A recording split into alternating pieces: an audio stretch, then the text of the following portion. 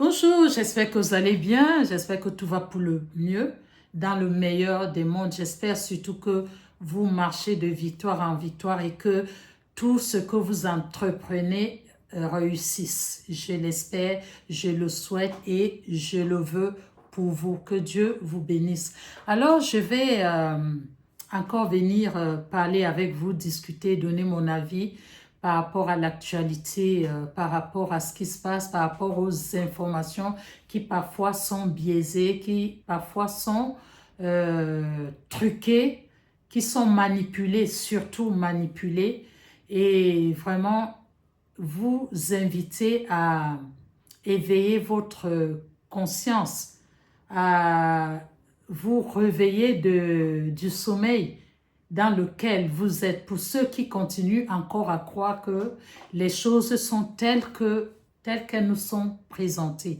Alors l'actualité du moment, c'est Monsieur Epstein, et il y a quelqu'un qui a résumé qui il est. Je ne serais pas capable de résumer l'histoire de cet homme, mais je voudrais, après ce résumé, vous dire les dégâts que ça peut causer dans des nations. Allez, on y va. Master, ni même un BTS de comptabilité, rien. Et maintenant, imaginez que ce même homme gère des centaines de millions de dollars appartenant aux personnes les plus riches de la planète. Qu'il vit dans le plus grand manoir de Manhattan, un palais de 7 étages. Ajoutez à cela une île privée dans les Caraïbes, un ranch de 7000 hectares au Nouveau-Mexique, un Boeing privé et un carnet d'adresses où figurent les présidents, des princes et des prix Nobel. Bah cet homme, c'est lui, Jeffrey. Alors comment c'est possible ? Donc Jeffrey naît à New York en 1953 dans une famille qui n'est pas pauvre du tout. Après, c'est pas non plus un héritier ultra médiatisé, mais sa famille a des bonnes connexions. Et très tôt, son parcours, il commence à poser des questions. Très vite, il décroche un poste de professeur de maths dans une université ultra prestigieuse de New York, réservée à l'élite, aux enfants des familles très très riches. Et personne ne sait comment il a réussi à rentrer là-dedans. Et surtout, ce qui est bizarre, c'est qu'au bout de 2 ans, il est très mystérieusement viré. Officiellement, c'est pour des comportements inappropriés avec des élèves. Donc déjà à l'époque, son nom circule dans des histoires très sales. Ensuite, il se retrouve dans une grande banque d'investissement. Pareil, on ne sait pas comment il est rentré là-dedans. Et là, pareil, ça ne durera pas très longtemps parce qu'il est licencié après un nouveau scandale. Et c'est à partir de là, du coup, qu'il décide de créer sa propre agence financière. Alors qu'il a aucune expérience, aucun contact. Et pourtant, en très peu de temps, ses clients deviennent les milliardaires les plus gros de New York, les hommes d'affaires, les politiciens et les célébrités. C'est comme si en fait il avait sauté toutes les étapes. Et c'est là que beaucoup de gens commencent à se poser la même question, c'est est-ce qu'Epstein est devenu riche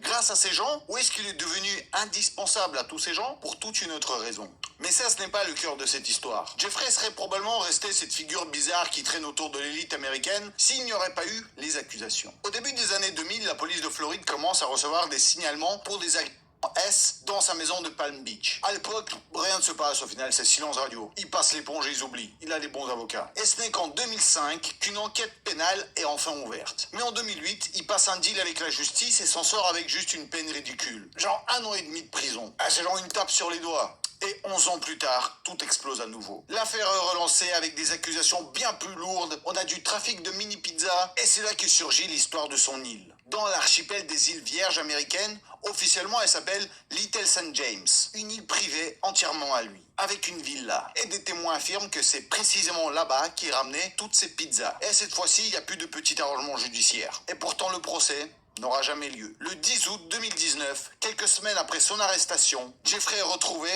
dans sa cellule de prison. Avant tout verdict. Mais l'histoire bien sûr ne s'arrête pas là, bien au contraire. Après ça, les médias commencent à parler d'un énorme volume de documents classifiés. Très vite, une théorie émerge. Ces dossiers contiennent...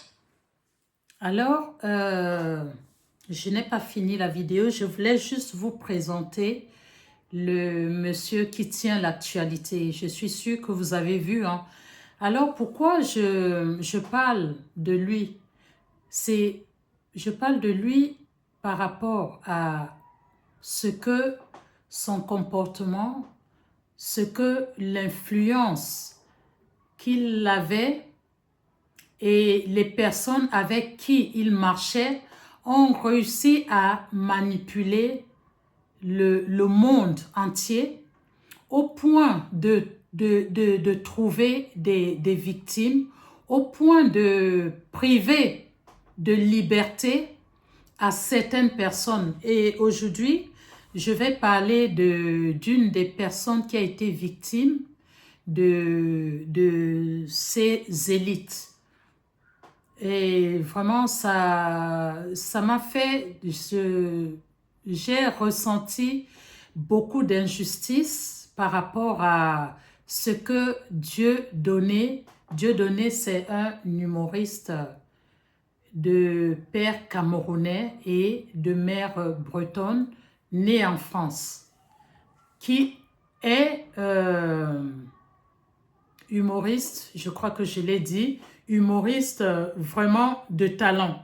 Parce que Dieudonné, ce n'est pas quelqu'un qui copiait des sketchs par-ci, par-là. C'est quelqu'un qui a un humour que certains peuvent trouver de dur. Mais une chose est sûre, il était très drôle, quel que soit le sujet que Dieudonné peut prendre, ce sujet est transformé et fait rire, même si c'est un sujet dont on ne devait pas rire. On ne devrait pas rire, on rit du sujet parce qu'il arrive à le rendre drôle.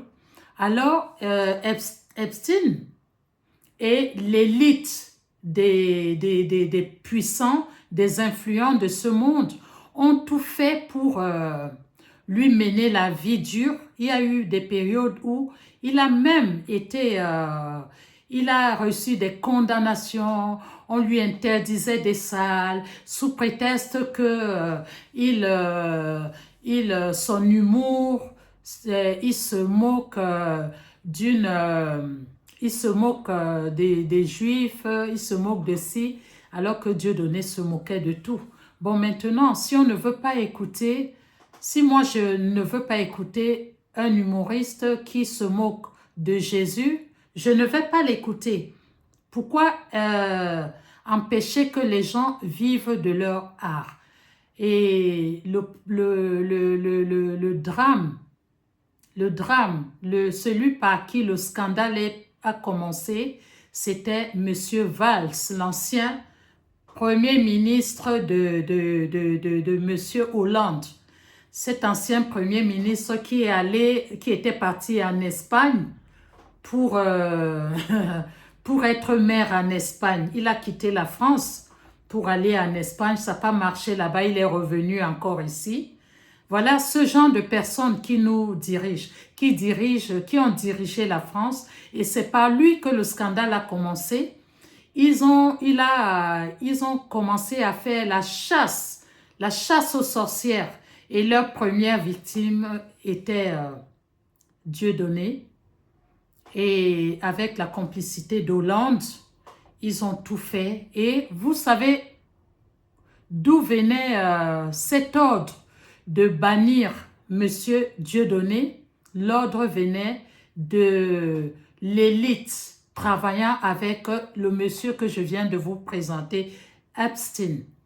Alors, dernièrement, dans la semaine là, ça a été dit, il y a des enquêtes de FBI qui étaient faites sur M. Epstein. Bien qu'il soit mort, on voulait démanteler son réseau parce que, qui sait même, on ne sait même pas s'il était, si c'est le cas, hein, si ce qu'on dit qui lui est arrivé est vraiment arrivé.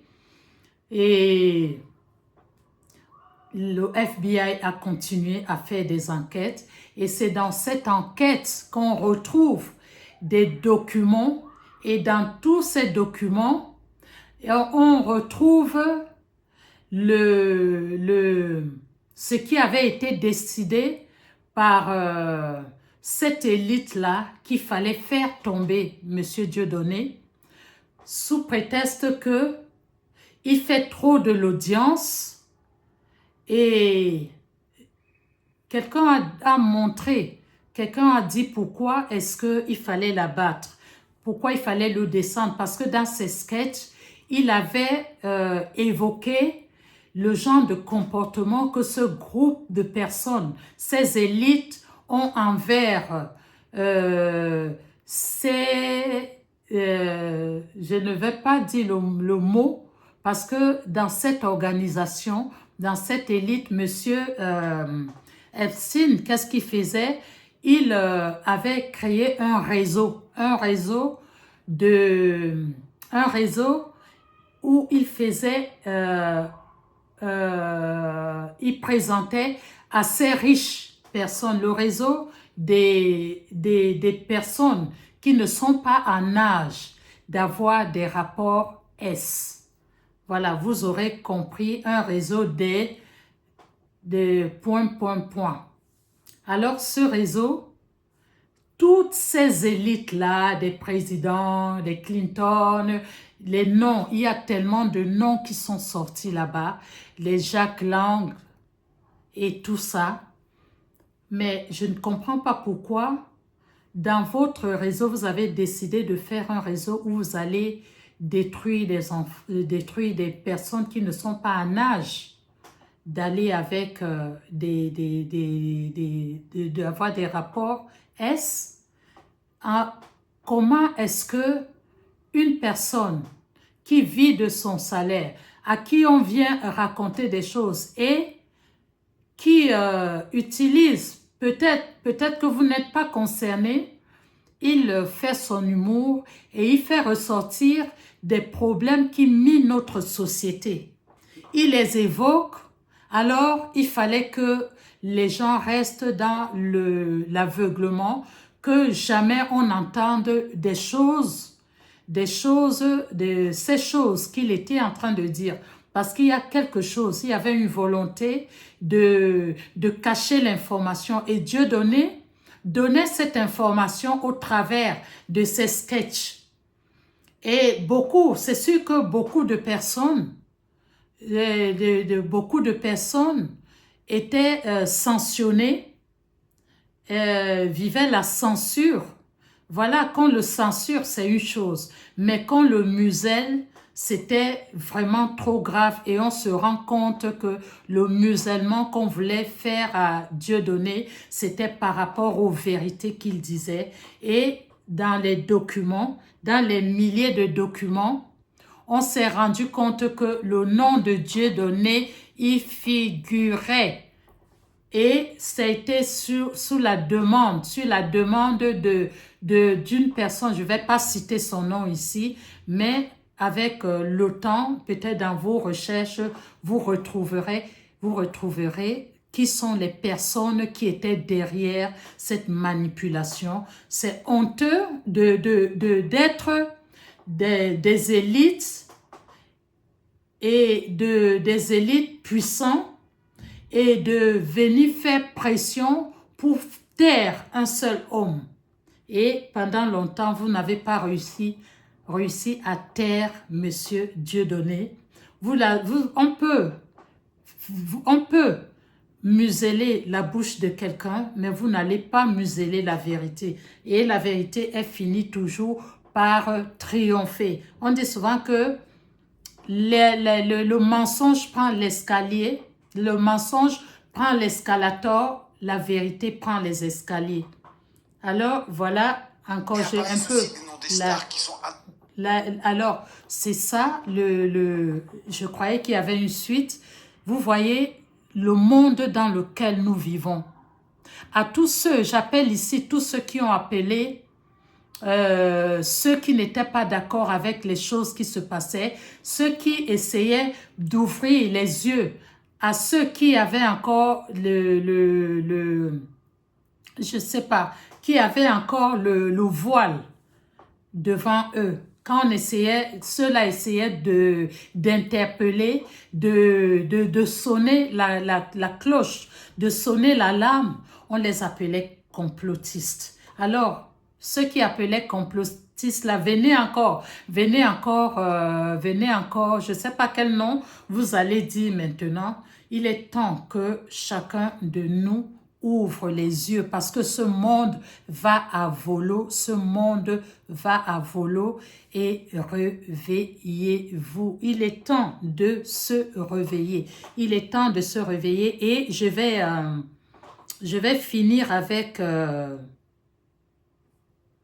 finir avec un verset biblique.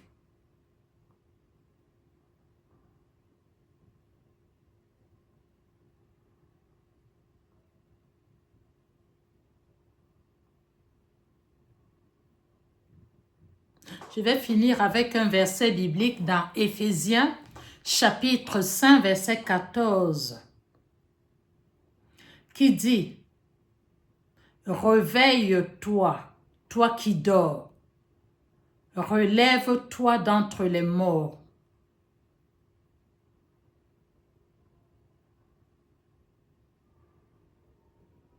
Relève-toi d'entre les morts et Christ t'éclairera.